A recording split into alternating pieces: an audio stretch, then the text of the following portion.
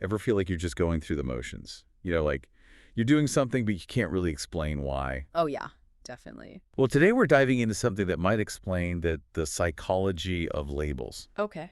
Not the ones on soup cans, though. The mental kind. The ones we slap on our behaviors and feelings without even realizing it. Interesting. Our source material is an excerpt from this book, pasted text. And get this. It claims labels can be like a superpower. A superpower, huh? How so? That's what we're here to find out.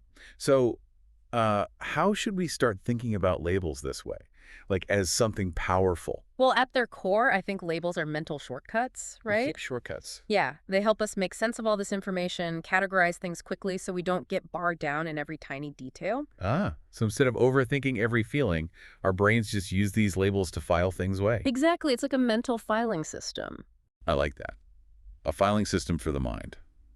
Now, the source mentioned something about audiovisual anchors. I'm thinking maybe like mislabeling spices in your kitchen. Right. Total chaos. No idea what you're grabbing. That's a great point. So without the right labels, our experiences would just be this big jumble. It'd be like navigating a city with no street signs or maps. Oh, forget it. I'd be lost. Exactly. Just a jumble of buildings and roads, no way to make sense of it. Okay, so labels bring order to the chaos.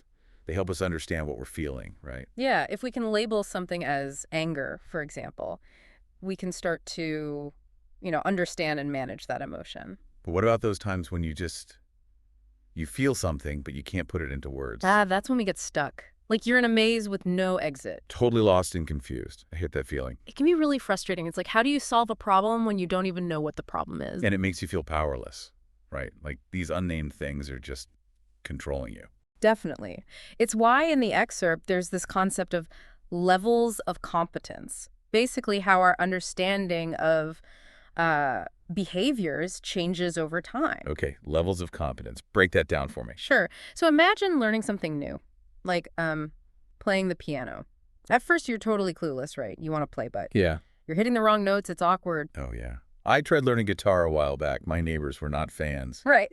So that's conscious incompetence. You know you're bad, basically. Painfully aware. But then you practice, you learn the basics, you get to conscious competence. You can play maybe a simple song, but it takes effort. So you're not exactly rocking out yet. Still lots of thinking involved. Lots of thinking. Every note, every finger placement. Right. Not natural at all. But then more practice and boom, you hit unconscious competence. You're playing without even thinking. It's like riding a bike. Suddenly you just do it. Exactly. No need to overanalyze every pedal stroke. And get this, there's a level beyond that. Oh, there's more. Unconscious competence, they call it. Like you've mastered the skill so well, you can teach it to others. Like a master musician. They can play beautifully and explain all the little details to their students. Exactly. And this all applies to how we understand ourselves, too, not just skills. The better we label our experiences, the better we manage them. So if I'm struggling with procrastination, for example, just admitting, hey, I'm procrastinating, that's the first step. It's a huge step because now you can ask yourself, okay, why am I doing this? Interesting. And those answers, that's where things get really interesting. But we'll have to dive into that in the next part. Oh, the suspense. I'm already hooked. That's where we'll see how labels don't just help us understand ourselves, but actually empower us to change. Can't wait. All right, listeners, stay tuned for part 2 of our deep dive into the power of labels. We'll be right back. So before we took a break, we were talking about, recognizing and labeling our behaviors. That's got to be the first step, right? Right. And you were saying how it can actually empower us to change. How does that work? Well, there's this theory they call the framing effect. It's basically like the way we label something can totally change how we act. So it's not what we label, it's how we label it. Exactly. Like say you want to save money.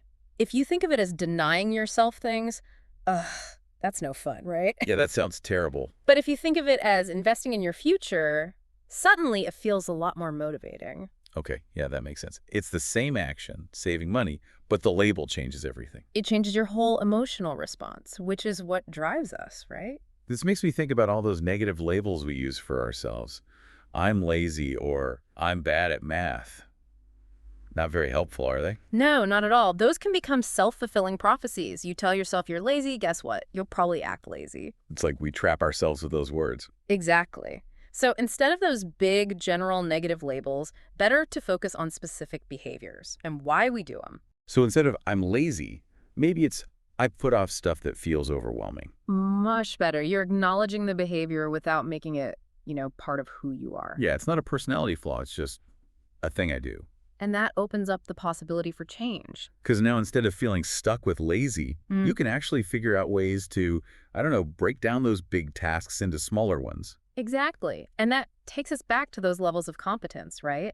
Yeah. Labeling our behaviors accurately, understanding why we do them, we start to move from clueless to competent. We gain control. We gain control. Now, pasted text also talks about how labels can empower us through identity. That's really interesting. Okay, so now we're not just managing behavior, we're talking about how labels shape who we are. Think about how we describe ourselves. Artist, athlete, entrepreneur. These aren't just words, they become part of our identity. Yeah, and that can change how we act.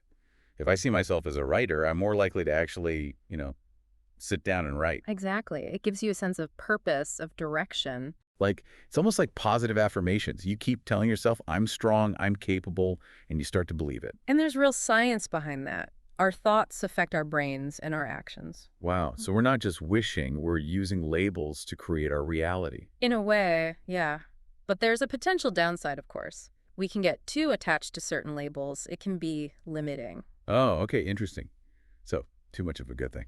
I guess that's something we should explore more in the next part of our deep dive, right? Definitely. Because while labels can be empowering, they can also box us in if we're not careful.